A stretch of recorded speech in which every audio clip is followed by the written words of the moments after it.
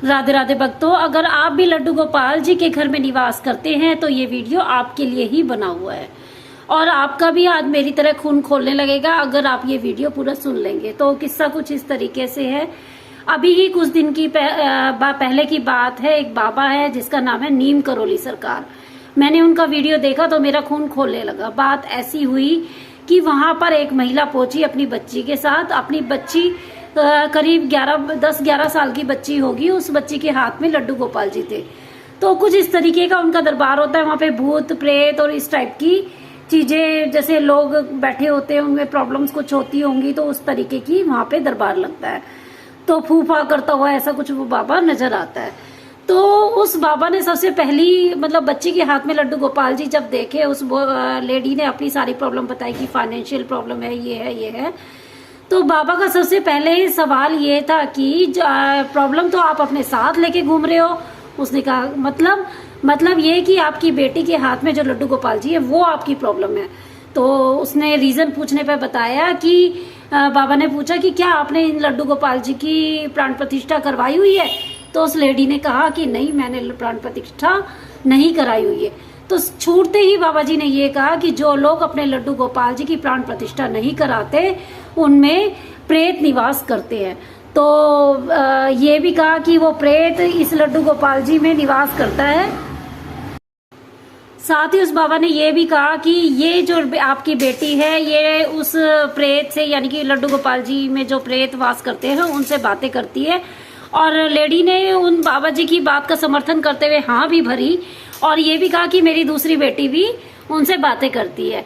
तो मैं ये पूछना चाहूंगी कि बाबा जी, हम लोगों ने भी अपने लड्डू गोपाल जी की कोई प्राण प्रतिष्ठा नहीं कराई है, क्योंकि जो लोग लड्डू गोपाल जी की प्राण प्रतिष्ठा नहीं कराते हैं, हमारे भाव से, हमारे पूजा भाव से और हमारे भोग से, स्नान से, उनमें प्राण तो अपने आप ही स्वतः ही आ जाते हैं। और आज तक ऐसा नहीं हुआ कि हमारे घर में लड्डू गोपाल जी होने के कारण कोई भी हम पे प्रॉब्लम आई हो, बल्कि बड़ी से बड़ी प्रॉब्लम हमारे पे जो भी समस्या आने वाली होती है वो चुटकियों में पहले ही खत्म हो जाती है।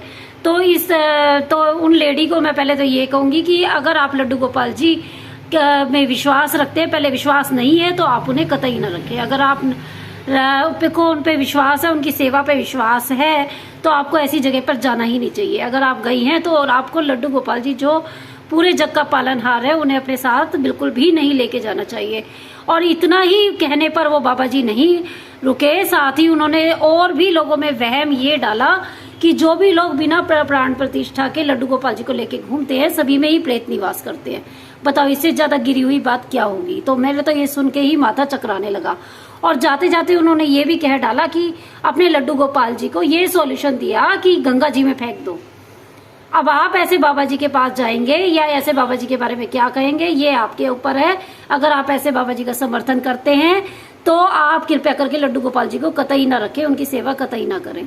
और अगर आपको लड्डू गोपाल जी पे विश्वास है तो ऐसे लोगों से बिल्कुल बचें। तो क्योंकि अगर आपको उन पे विश्वास है आपके ऊपर कोई प्रॉब्लम आएगी ही नहीं, ये मेरा पूरा विश्वास है और शायद आपका भी। जो इस वीडियो को अब तक देख रहे होंगे, एंड तक देख रहे होंगे, मेरा ये विश्वास है कि उनको भी लड्डू गोपाल जी पे पूरा विश्वास है। तो आपकी इसके बारे में क्या राय है, इन बाबा जी के बारे में क्या राय है। तो मैं तो ये कहूंगी, वीडियो को लाइक शेयर कमेंट करके लोगों को कमेंट में ये भी बताएं कि ऐसे लोगों के पास जाने से बिल्कुल बचे। अगर आपको लड्डू गोपाल जी पे विश्वास है तो ऐसे बाबा जी का आप बिल्कुल पुरजोर विरोध करें, जो कि हमारे लड्डू गोपाल जी के बारे में ऐसी बुरी बातें फैला रहे हैं।